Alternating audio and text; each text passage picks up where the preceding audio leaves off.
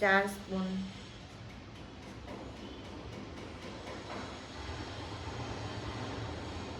મહેંદી powder, 1 2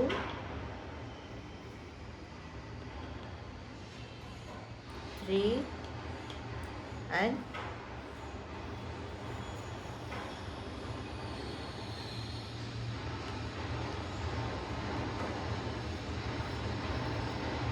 4.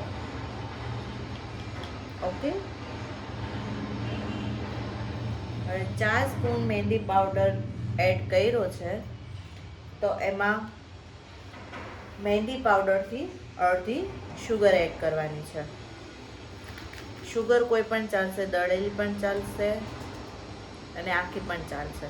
તો આપણે 4 spoon મહેંદી powder add કર્યું તો હવે 2 સ્પૂન શુગર એડ કરશું.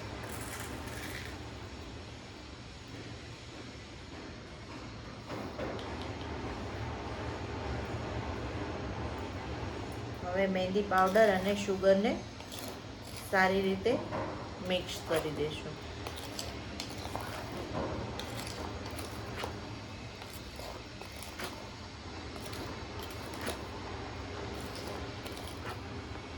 ઓકે, સારી રીતે મિક્સ થઈ ગયું. હવે એમાં આપણે ધીમે ધીમે થોડુંક પાણી એડ કરીશું. વધારે પાણી એડ નથી કરવાનું.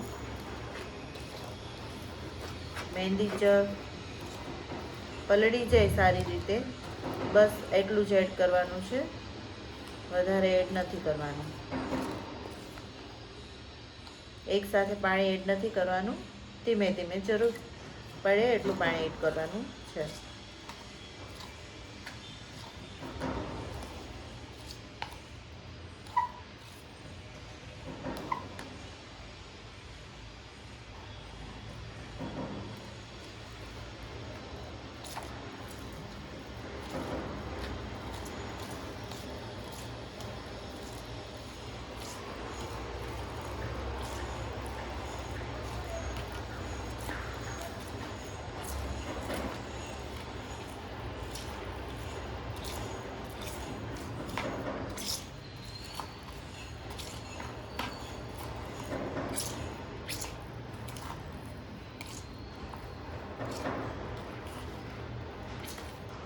ઓકે, આવી રીતે જાડી મહેંદી રાખવાની છે, વધારે પાણી એડ નથી કરવાનું.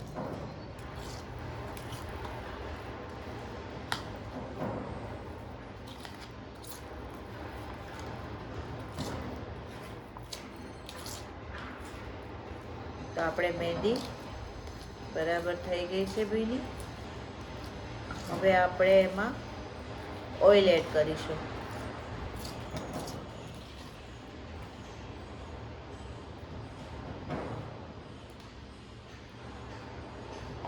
આપણે જેટલી શુગર એડ કરી છે એટલું જ ઓઇલ એડ કરવાનું છે. આપણે 2 સ્પૂન શુગર એડ કરી હતી, હવે આપણે 2 સ્પૂન ઓઇલ એડ કરીશું.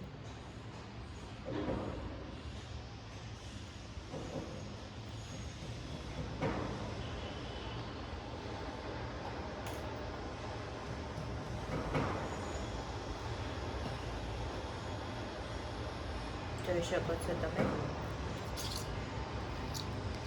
હવે આપણે સારી રીતે મિક્સ કરીશું.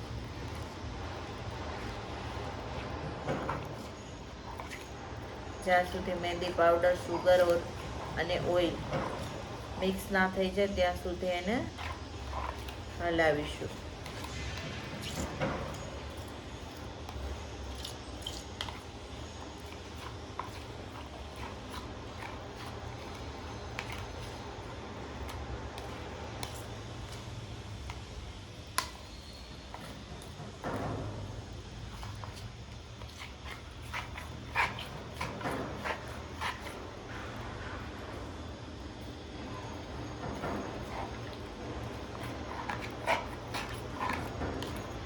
સારી રીતે મિક્સ કરી લેશું.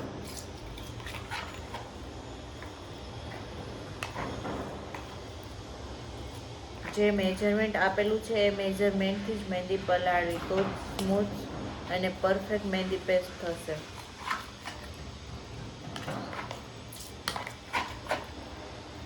જ્યાં સુધી કોઈ લમ્સ ના રહે ત્યાં સુધી આપણે મહેંદીને હલાવીશું.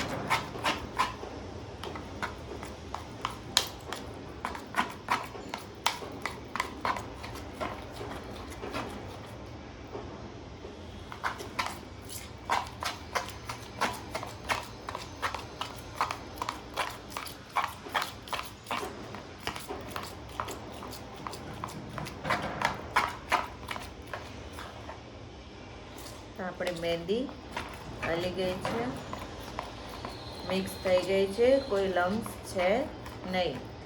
તો હવે આને 4 થી 5 કલાક માટે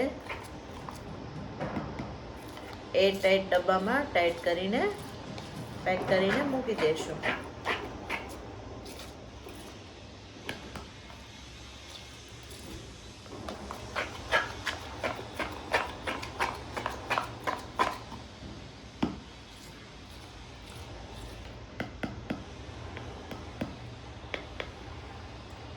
એક વાતનું ખાસ ધ્યાન રાખવાનું છે, મહેંદી પલાળતી વખતે જે તમે આ ડબ્બો લ્યો છો એમથી એ એરટાઈટ હોવો જોઈએ.